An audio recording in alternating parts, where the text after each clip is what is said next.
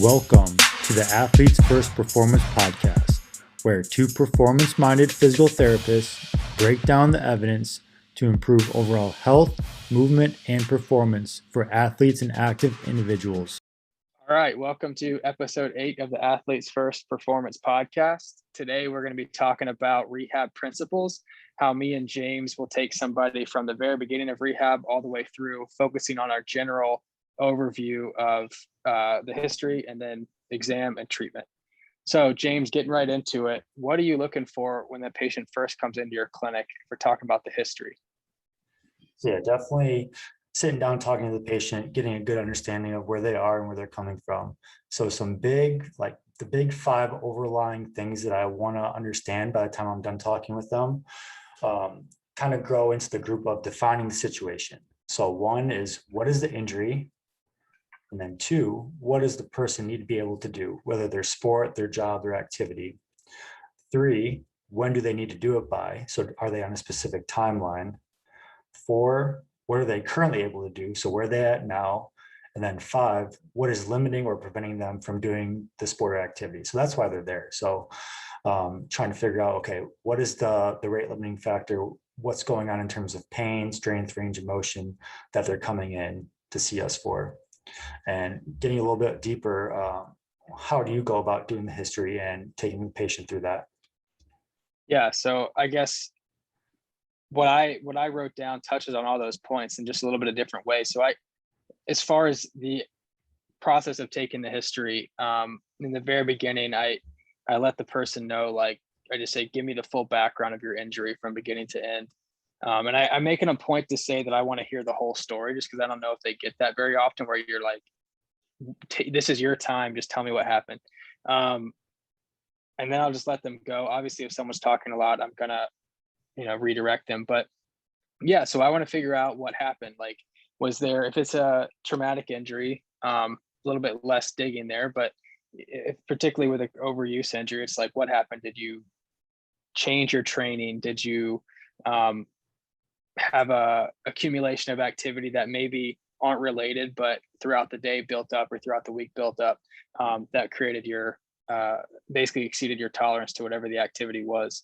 I really want to get an idea of that, because honestly, as far as your treatment goes, like, that could be the big thing to deal with, is just change. If they had a training issue or something like that, then you can just edit that. They may not need very much.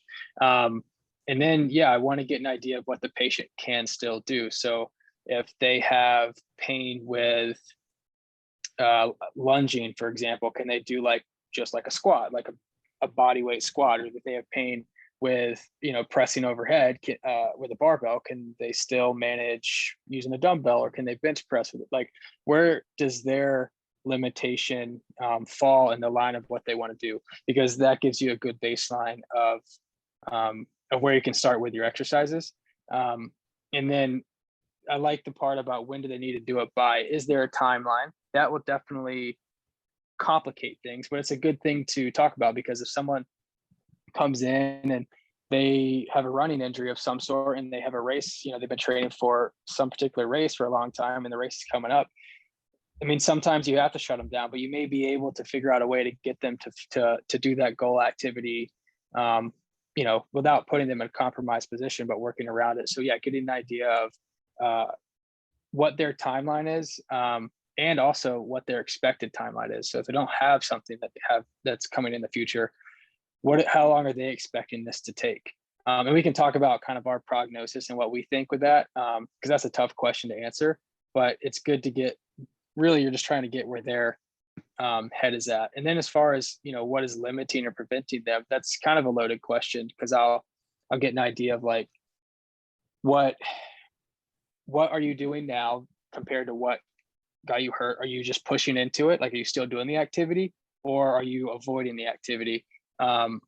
And then why are you avoiding the activity? What are you afraid of? What is limiting you from doing it? Is it a physical thing? Is it a time thing? Is it more of like a mental fear kind of thing? And then just asking, like, what are you concerned with if you were to do that? Then just some other things I'll look at is, have you had this before? Were you treated before for this? Did something work? Did something not work? I'll ask them, what do they think is wrong? And sometimes people are like, well, that's why I'm here. I'm like, well, I said, I'll just say, I ask this to everybody. What this is your knee. Like, so you've been dealing with this for a little while. What do you think is wrong? Sometimes no idea, and that's fine.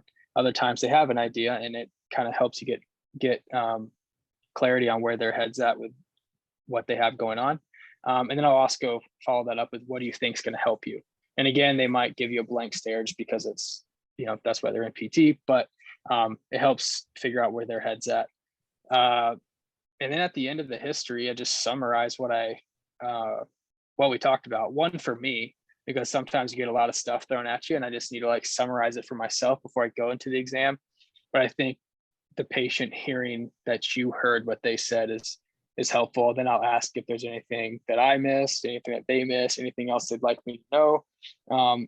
And sometimes I get the most valuable information from, is there anything else you'd like me to know? Something that they may are like, well, I don't think this is pertinent, but in our head, like, it is quite pertinent. So yeah, I think checking on those boxes within the history is super important. And there's different ways to go about it, but having a set sort of, at least a template of the questions you're going to ask, knowing that it's going to ebb and flow, is important. Yeah, and it's super important to have that clear picture by the time that you're done with the history, because that sets up your objective exam. So if you're all over the place with your history, that's going to lead to a messier eval and a messier objective exam. So if you know exactly what's going on with their history and answer all those questions, you can be able to pinpoint your objective exam a lot more.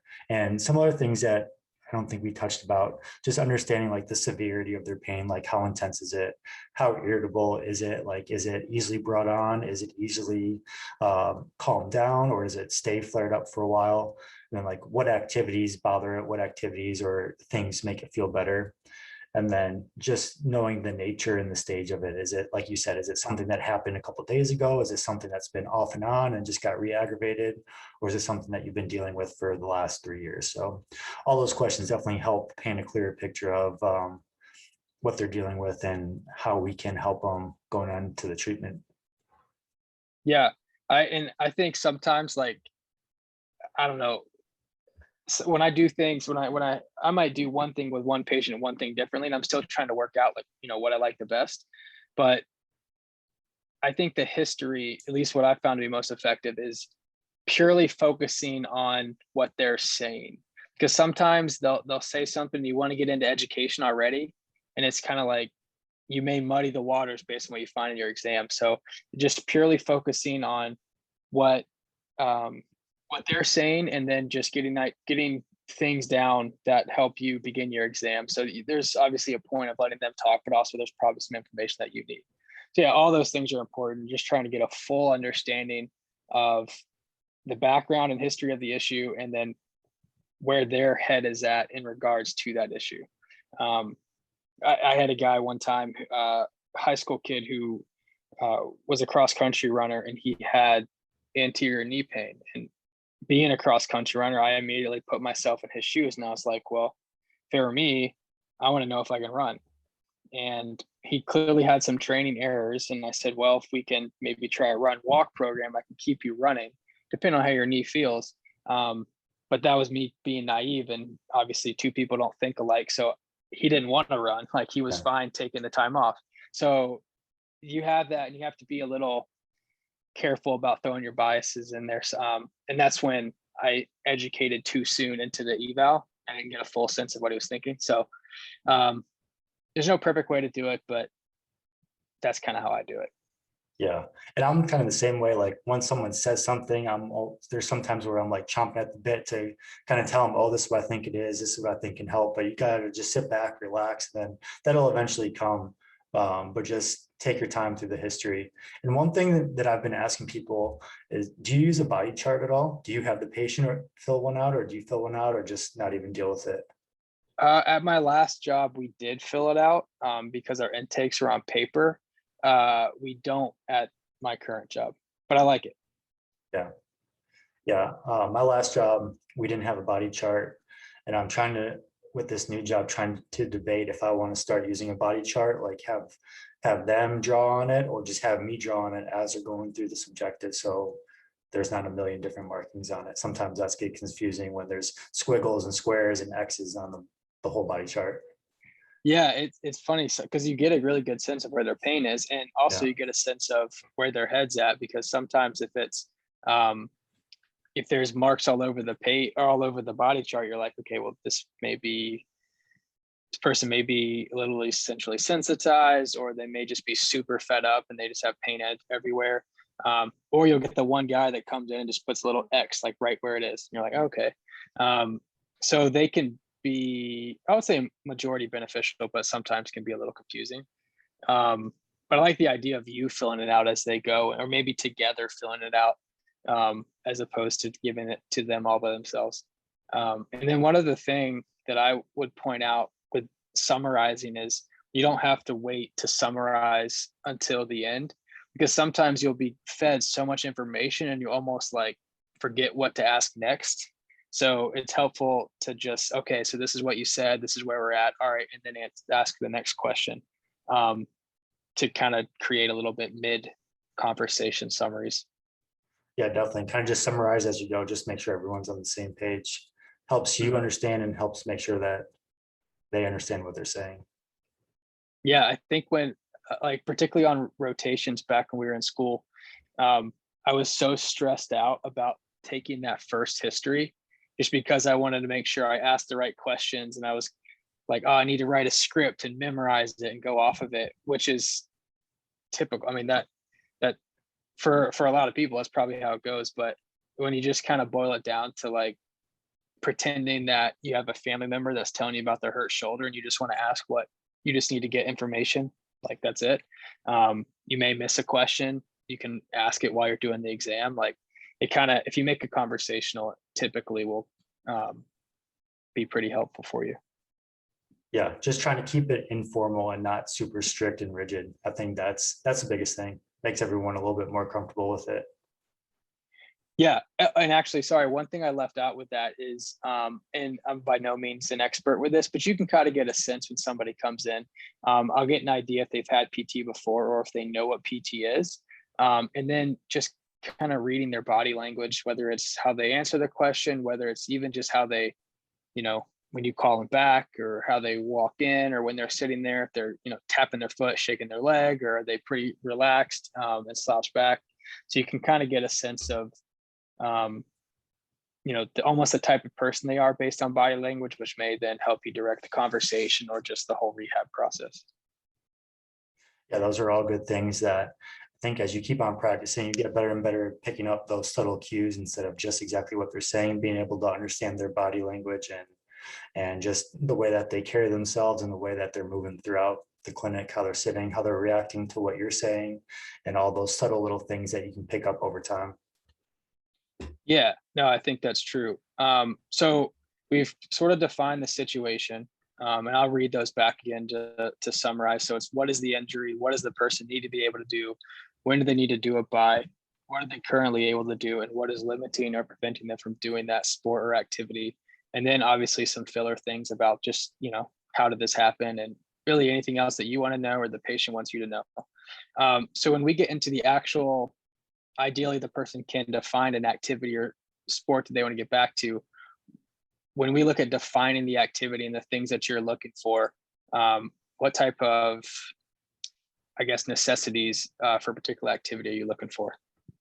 Yeah, so some different things that we can ask them or try to get a better understanding of are like, is this a static activity or is it dynamic? So are they going to be moving a lot through space, or is it pretty much just stationary?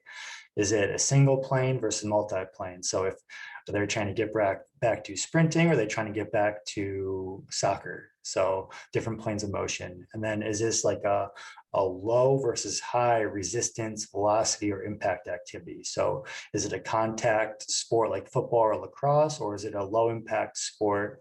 I guess people can say running or cross country is a high impact with all the activities, but there's no outside contact. So things like that. Is it simple or complex, or is it structured or chaotic, and is it anticipatory or reactive? So just all the different aspects of the activity to understand what the person has to be able to get back to doing. So that will definitely influence the way that you treat and go through the reconditioning process with someone that needs to be able to get back to a high impact reactive activity compared to a static and structured activity. Yeah, I think that's a lot of information to try to figure out. So it's, if someone came into you and was played safety, you'd have a pretty good understanding of exactly what they need, and you can figure that out really quick. But if someone comes in and maybe ice skates or something, well, you're from Chicago, so maybe you can help with that too. But like a sport that you don't know, you may have to, once the patient's gone and the eval's done, and you may have to get it on a sheet of paper and break it down, which is perfectly fine. And I think I've almost tried to create a little template for me to where, if I have a patient come in, we do the eval, I basically write down these summaries, to define the situation, define the activity, because that'll help you build a program for them. Sometimes just taking the time can, we all have a life after out of work too, but I think that that's a good way to look at it. And you have to, learning the ins and outs of that activity, even if it's just, I have an elderly lady who is a fall risk, and we practice balance and reactive balance and all that. And now we're looking at worst case scenario where she actually does fall. Does she have the ability to get up off the floor? And you can break that task down based on what her needs are. So super important. And sometimes you can do it right while you're doing the history or exam, but other times, and probably the majority of the time, to break it down as succinctly as you just did, probably you're going to do a little bit later. Yeah, and I had a guy this past winter, he has chronic ankle instability, multiple ankle sprains just from playing sports back in the day, and then his current job, and he wanted to get back to curling. So I was like, well, I've seen curling on TV, but what position or what spot are you in the curling, and what do you have to be able to do? And he was just showing me his deep lunge position that he needed to be able to get into as he was sliding along the ice. And I was like, okay, this is the position that you need to get back to doing. We need this amount of range of motion. We need this amount of strength and stability to be able to get you back there. So it is definitely learned something that day. But just you can look at stuff up on YouTube too. You can watch it on YouTube or just go to a practice. Yeah, and I think just asking the person, all right, I'm not very familiar with this. What do you need to be able to do this? What is stopping you from doing this activity? And I think too, and we talk about buckets. So you're trying to simplify some of this stuff, or having your principles. With everything that you just listed, there's definitely similarities with dynamic, probably more likely. If it's multi-plane, it's probably going to be more complex. So there's just different things that you may be able to lump together. And that'll give you an idea. And some things you don't even need to worry about in the beginning. It's they're not there. They're not ready for a chaotic environment. So I don't need to worry about it yet. Yeah, definitely. So do we want to get into the big buckets or the big principles that we look at, and then we can get into more of the specifics that way? Mm-hmm. Yeah. So the big buckets, or the big 6 principles that I like to think about in terms of the evaluation and treatment go as follows. So the first one is having the available movement options. And pretty simply, do they have the amount of range of motion for that activity? So not everyone has to have a perfect amount of range of motion, but they need to have the range of motion available to them for the task or the activity that they need to be able to complete. So understanding the demands of the activity or the sport falls back on those movement options. So that's your basic range of motion. Next is movement coordination. So we've all seen people that have had great ankle, knee, and hip mobility on the table, but they can't coordinate a squat or an overhead squat. So being able to coordinate their movement, able to demonstrate proper positioning and motor control to demonstrate the movement that they need to be able to complete. And not everyone is going to move the same way. So there's always going to be that bandwidth of good movement, depending on how the patient presents and what activity that they need. And then the next thing is force management. So that's going back to PT school and exercise science, kind of going along the force velocity curve. So having the amount of strength, power, elasticity, and speed for the demands of their activity or their sport. And we can get into that a little bit more specifically as we get onto this. And then metabolic conditioning, again, having amount of aerobic endurance, lactate threshold, all those specific things required for their sport. And then graded exposure, that's going to be huge in PT. Just being able to gradually increase the stresses that the patient needs to be able to handle their specific activity. And then the last thing is patient confidence. So we've all had those patients that are fearful of movement or they don't feel comfortable doing something. And then our job over the course of physical therapy is just getting them more confident and be able to move and get into those positions or be able to handle load or stress to whatever area that they're dealing with. Yeah, all those are really good. I would say my biggest emphasis is probably the graded exposure thing. But let me ask, so if we just go back to the top of movement options, what are you looking for? I guess we could maybe look at an example of maybe like a tennis player. So if a tennis player comes in with like shoulder pain, what are you looking for as far as the available movement options that they would need to have? Yeah, so I'll start with pretty general. I usually go general to specific. So starting with like a standing selective functional movement assessment. So SFMA, going through their top tier patterns, going from head, neck down to their feet, ankle. Just being able to go through those specific motions. But if they're dealing with shoulder pain, then we know that they need to be able to have full overhead position. They need to have appropriate external rotation. And then going into some of the research, tennis players might not have that same amount of GERD, like internal rotation deficit, as baseball players. So just understanding the norms and then being able to understand their strength. Did you ask about strength or just motion? Well, it goes into that because when you said Yeah. movement options being range of motion, I kind of thought of like, so yeah, they have the availability to get there, but do they have the option to use that availability? So I would throw that in with strength. Yeah, exactly. So active versus passive too, right? So like a lot of baseball players, overhead athletes, they might have 120, 130 degrees of passive external rotation. But if they only have 90 degrees of active external rotation on the shoulder, there's 20, 30, 40 degrees of motion that they have no control over. So that's going to be something that we definitely have to build out through their program. So being able to look at active versus passive, and then motor control versus just range of motion stiffness. So if we look at those two again, the range of motion and just the strength and the coordination, you obviously can do it in a typical like passive range of motion setting or active range of motion.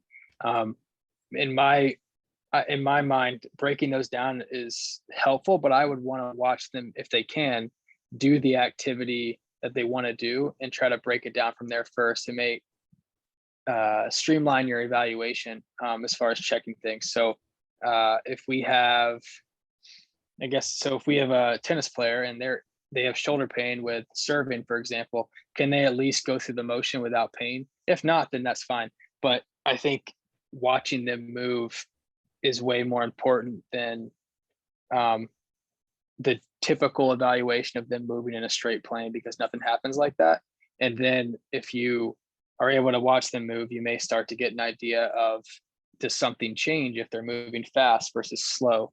So in my mind, the first thing I would do if they're able to do it is just have them demonstrate the task that hurts. Yeah, so starting from the top down versus bottom up, pretty much. Yeah, and I think that's helpful too, because then it's like you said, it's a little bit more streamlined, and then you don't have to go through all of those steps to get there. You're there, you understand if they can do it or not, and then you can go up or down from there to make it a little bit simpler. Yeah, so when you get into, and the metabolic conditioning thing, that's going to be something that's going to come up later in the rehab process. So I would almost just, and obviously these principles aren't officially in a perfect, like a strict order because everything changes. But if we look into then, and this would start to work into some conditioning, if we worked into graded exposure, this is treatment. If we worked into graded exposure, how do you typically apply that?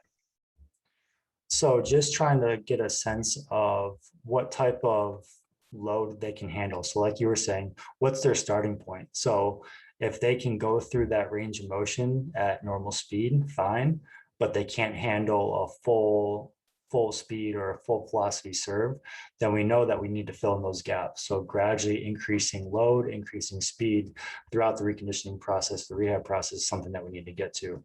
So I think that's in terms of just day one evaluation. That's how I try to understand where they are. Just being able to see, okay, they can go slow, can they add load to it, and then can they go faster with it? Just some things to add. You were a lot more articulate with that stuff than I am, but as far as my kind of big bucket of things with the exam is watch them move, see how they move. Ideally the task that is uncomfortable, if they can handle it. If a runner comes in, I'd like to see him run. It's just a good way to get an idea of how they move, and you can get a lot of information before you do like your on the table examination if it's even needed. I think one of the things I rely on too is just muscle testing. I don't have a dynamometer or anything like that, but I'm more just trying to see, is there pain with a certain contraction? Because that kind of tells me if someone has pain with a tennis serve, we can gradually expose them to that overhead positioning and that slow versus speeding up the movement.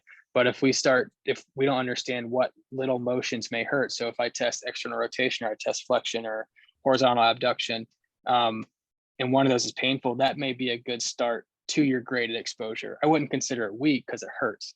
So you don't get a good gauge of strength, but you can, if you're looking to start graded exposure as low as possible, that would be a good threshold, just knowing the straight plane motions that actually hurt. And then I palpate it, because I need to know, can I reproduce their pain with palpation? That'll give me a decent idea if we're dealing with a particular structure. And then trying to find some sort of comparable sign that we can check on as we go. And we'll touch on how we check in on the patient or check their progress. But yeah, watching how they move, strength testing, really mainly for pain provocation, palpation, and then figuring out what we can retest that's as close to the movement that they're trying to do as possible. Yeah, I like it. And then we've already touched on this a little bit in a previous podcast, but sometimes special tests can be those comparable signs for something that's already aggravated. So if it hurts the first day and then it doesn't hurt 3 weeks in, that we know that we're making progress with those special tests. We're not trying to diagnose specifics. I wouldn't call it even I guess you could call it a special test. I don't know. I would just call it like what hurts, like, yeah. Is it just moving your arm through full flexion? Does that hurt? Is that considered a painful arc? I guess, but I don't even want to deal with the names. I just want to figure out what the movement is and go from there. There you go. Keep it simple. Okay, so if we move into we've done the history, we've defined the situation, the activity, we've looked at through the exam, we've kind of at least filled in some of the principles that we're looking for. If we get into the phases of rehab, how would you define how you generalize the different phases? And then we can talk about how we treat or how we progress somebody through that. Yeah, so there's a couple different methods in terms of the phases of rehab. If anyone's a member of the sports section of the APTA, they do or the sports performance SIG of the sports section of the APTA, they do a lot of weekly or monthly webinars. And early on, they spent a lot of time on Vermeil's hierarchy. And that was new to me. I never heard of that. But Al Vermeil was the strength coach for the 49ers when they were winning Super Bowls back in the 90s, and then Chicago Bulls when Jordan was there. So he lays this out really, really well in terms of the rehab hierarchy. So this was modified from the actual strength conditioning hierarchy. But number one is like the eval and testing. So that's what we just talked about. And then 2, being able to go through your mobility and movement. 3, if this is like a surgery or a chronic injury, muscle reeducation, so like the quads for the ACL, and then building up muscle endurance or work capacity. 4 would be strength. 5 would be like the explosive strength or power. 6 would be more of that elastic or reactive strength. And then 7 would be speed. Ultimately, speed kills in sports. So that's what we're working up to. And then do you want to go through that other one that we talked about? the other phase of rehab or the models of rehab? Yeah. So like restore, refine, prepare, perform. Yeah. No, we can talk about it. It's just another way to look at it. This is actually sort of a model that my company that I work for now uses. They call it eval, recover, build, optimize. But the idea is that you have to get them as best you have to try to control the symptoms as best you can, because again, you're not going to be able to really build strength in the quads if the knee hurts. Like you can try, I mean, you can do isometrics, but you're not really going to be able to build strength. So you're trying to decrease the pain. If there's any range of motion or any range of motion restrictions, then you can address that. And I would also say just working tissue around the area in the non-painful directions, if that's possible. I think that'll help in general increase their overall tolerance to movement. And then you can get into the refine section where you're looking more at movement coordination, strength, capacity. So ideally the symptoms are low, and you're just trying to build their overall. I would say almost this is kind of, so you sort of built the movement options in restore. When you get to refine, you're really trying to build their movement options. Ideally, there's no range of motion limitations at that point, but if they have a set of movements they have to do, you want to give them capacity to select any of those movements and perform them. So you're building on that, and that can go from a low complex to a high complex list of movements, which you would have sort of labeled when you defined the activity. And then you're going to get into prepare. So that's going to be taking the capacity that you just built with the refine phase and making sure that they can use it quickly, they can absorb, they can explode in the best context that you can put them in related to their goal activity. And then perform, which is kind of what perform, optimize, you're really into that sport specific movement, looking on that kind of working towards chaos, whether it's high speed running, elasticity, power, strength, or capacity. So yeah, there's there's different hierarchies, different phases. You kind of want to build your own. Everyone's going to fall in and fall out at certain points along that phases of rehab spectrum, just depending on what they have to get back to. But it's good to have a decent idea of the phases that you'd like to work them through, and then where they are in those phases. And they may be in one respect still in the recover or the restore phase with one certain thing, but they may be in the refined phase of a different aspect of the rehab. But in general, it's all about just creating a bit of a template so that you aren't all over the place when you're trying to rehab the person. Yeah, and having a good understanding of some type of hierarchy or phases of rehab really refines your clinical reasoning, just like you said, so you're not all over the place. And then this gets into more of like that timeline versus criterion based rehab. So back in the day, before we were in school, everything used to be that timeline. So at 12 weeks, you should be running after ACL. Well, we found that that wasn't the most optimal way to go about things. So having that hierarchy and then having those checkpoints throughout that rehab process, make sure that you don't skip those steps, and then puts the patient or the athlete in a good position to start a new activity.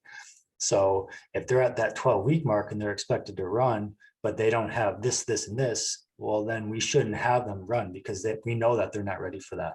So being able to be a lot more specific with where you are in the rehab phases can make your treatment a lot more specific to what the patient needs to be able to get them over to that next phase. So then where are you, if we're talking about phases and progressing phases, and then really just sort of checking progress for the patient's benefit so they can see where they're at, and then the PT's benefit. What are some of the things you use to measure those, I guess, checkpoints? Yeah, so for simplicity, I mean, this is a big example that a lot of people use. Like, we'll start with like ACL. That's, a lot of people understand the different testing that goes on with ACL. So number one would be that mobility and movement, right? We want to get that full knee extension passively, and then get it actively, and then same thing, gradually progressing knee flexion range of motion. So have to understand the tissue healing side of things, but also understand the criterion based things. So making sure that they have available knee range of motion, and then available ankle range of motion, hip range of motion, and then getting into like that normal gait pattern, like we talked about on that the other podcast with early stage ACL. So making sure that their locomotion is going well. So if they need appropriate knee extension to walk well, then they also have to have appropriate quad contraction and quad muscle endurance to be able to walk well, and then so on and so on. Did you want me to keep on going, or you want to No, stop and talk about any of those? I think that, yeah, and honestly, this just basically builds off the phases of rehab, or the Vermeil's rehab hierarchy. Is just they have to have this before they can do that, and you have to have a way to check that. So if you're looking at the movement options piece of it, they have to have whatever range of motion that you've defined them to need to have for their task, and you have to be able to test that. Range of motion is pretty simple to test. You can measure it, you can measure it passively, then you can see them do it, and then maybe put it in the task that they're trying to get back to if it's appropriate. And then if gait's not going to apply to everybody, but if in the aspect of someone who had a lower extremity injury that needs to get back to running, yeah, they should be able to walk well before they run, like walk before you run. So you're not going to do any sort of testing running wise to see if they can run. They have to walk first, and you can put them into running. But then if you have someone who is, if you're going to do like your 5-10-5 test or your T test, they should be able to walk right. They should be able to straight line run well, and then you can put them into that. So it's just kind of breaking down the activity. You can choose whatever you want to measure it. The whole idea, we have names on tests, but the whole idea is making sure they're prepared to move to the next step of what you've defined they need to have. So for example, strength, you can do dynamometry, you can do 1 rep max versus a body weight squat. If they're able to work up to a 1 rep max, you can do that. So the main overview, you can have it specified, or you can just generally think that these are the tasks that they should be able to do before they move on to the next one. And then how do I see if they're able to do it? Yeah, and something that I'm trying to build out right now, like obviously ACL rehab has a lot of different testing and measures that you can do, but trying to have 2-3 good tests for each different phase for every aspect that you're working with. So ankle, knee, hip, shoulder, whatever. And a lot of the lower body ones, as you get down those hierarchies and get to the strength, power, elasticity, all the lower bodies and even upper bodies, they all turn into the same specific test. So just having a good understanding of 2 or 3 objective tests that you can do for strength, power, elasticity, speed, all of those things just make it a lot easier for you, so you know where you're going. So you can always work backwards from where the patient is. That makes sense. Yeah, it does. And the other thing that I would add, kind of listed 2 different phases that are, I guess, levels of rehab that you'd progress somebody through, and then checkpoints. The way I kind of, and I've seen this before on a diagram of some sort, but if we talk about just pure treatment, and this treatment can be put into any phase that we just spoke on. My first thing is going to be education. Right? So if we're in the restore phase, I'm going to be educating them on things that they need to do to decrease their pain, things they need to do to improve their joint range of motion. And then ideally, I try to keep them as active as possible in the treatment. So I try to give them things that they can do that they don't need me for. That's then when graded exposure will come into play, depending on if it's like a post-op or just, an overuse injury or something. And then the other stuff, the manual therapies and things like that, modalities would be the next things to go to for pain modulation or whatever. But it's really, for me, it's like education is the foundation of anything I do. And that goes for when you push to the refine phase, or the prepare phase, or the perform phase. Like there's education for each of those things, because they need to know what they should do, what they shouldn't do. Ideally, they get an idea of what an appropriate volume is. And even just understanding that, okay, we're going to move to strengthening an actual a strength protocol, not just what they would generally call strengthening. Like we're going to work at a lower rep, higher weight, with appropriate rest breaks. And they need to understand that if we're going to do the heavier weightlifting, they may need to back off something else that they've been doing, whether it's just what they're doing throughout the day or something that you're doing in the previous phase of rehab. So like, I'm not going to have, if someone's able to run and we're pushing into a strength phase now, there's going to be, there's going to be times where they're going to have to take, if they do a heavy leg day, they don't need to go run the next day or the same day. So making sure that they have an understanding of that, I think that all falls into education, because if they don't know that, they may be doing something that they don't even realize is activity. Like, you have someone that comes in, and this is not really an athlete aspect, but just, I think, sort of in the elderly, where we're working on helping with their knee pain because they want to go hike when they go on this vacation. If we do a rehab program that really challenges the knee that day, or really like progress the volume on some of the knee exercises, they probably shouldn't go like guard. You know what I mean? And they'll ask me, should I do these exercises every day? And I'll say, well, no, you need to recover. But also, if you're going to go guard later, you probably don't need to do these exercises. There's an accumulation of activity. And I think the education piece falls into play, because if someone is not aware of all the aspects that affect their injured area, and they're also not aware of the purpose of the phase that they're in, you're kind of setting yourself back as far as trying to rehab them as efficiently as possible. Yeah, and like there's only so much water that you can put in each bucket, and there's only so much water that you can spread out through each bucket. So having a good understanding of where you are, like you said, if you're working on strength phase, there's more water in that bucket than there is in that endurance and capacity phase. So understanding where you are is where you want to put most of your emphasis. And then another thing with the education is helping the athlete or the patient understand those checkpoints are like little wins throughout that process. So if someone's going to be working 9 months to get back to sport, 1 year to get back to sport, that's a long time to have any type of, oh yeah, nice job. So having those little wins throughout every month, 2 months, 3 months, helps them stay on track and helps get them confident. Okay, I'm doing the right things. Progressing the way that I should be in terms of that mentality.